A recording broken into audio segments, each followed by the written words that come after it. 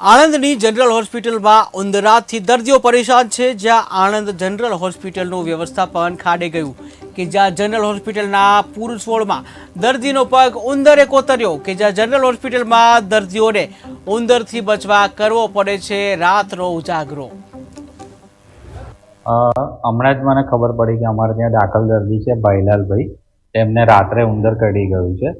આ એક જ વાર બનેલી ઘટના છે, વારંવાર આવું ક્યારેય થતું નથી અને અમે ઉંદરને રોકવા માટે કાણા પણ પુરાયા છે અને ઉંદરની ટ્રીટમેન્ટ પણ કરાવવામાં આવી છે। હોસ્પિટલની અંદર અનેક પ્રકારની ગંદકી હોય છે, જેમાં મોટાભાગની ગંદકી હોય છે અમે સાફ કરાવતા હોય છે। અમારા 24/7 સ્વીપરો કામ કરે છે, પરંતુ દર્દીની સાથે જે સગા આવે છે, 1 થી 4 સગા આવે છે, તે લોકો જ અહીંયા પાન મસાલા કે પડીકી કે ચા ખાઈને અહીંયા થૂકતા હોય છે ને એના લીધે વધારે ગંદકી થતી હોય છે। એટલે પ્રજાને પણ અપીલ છે કે તેઓ પણ જો સ્વચ્છતા માંગતા હોય તો અહીંયા પણ સ્વચ્છતા જાળવે।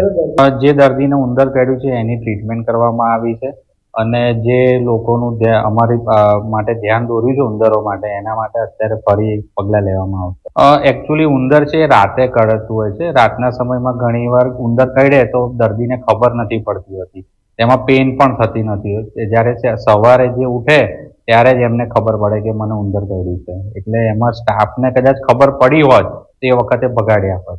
અમારી જોડે સ્ટાફની કમી છે, એટલે કદાચ એના માટે એવું બન્યું હશે, પરંતુ હવે અમે સ્ટાફને પણ એ કામ સોંપીશું। હા, સ્ટાફને સૂચના આપવામાં